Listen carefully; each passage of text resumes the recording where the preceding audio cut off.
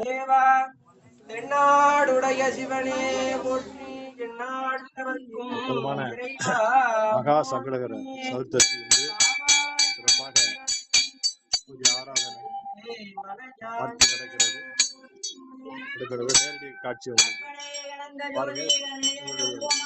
பிரார்த்தனை அனைத்துமே உங்களுக்கு என்ன பிரார்த்தனை வைக்கிறீங்களோ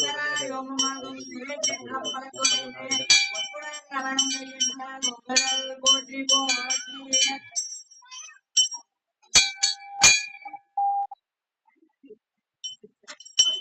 நாளைக்கு என்ன எடுத்து என்ன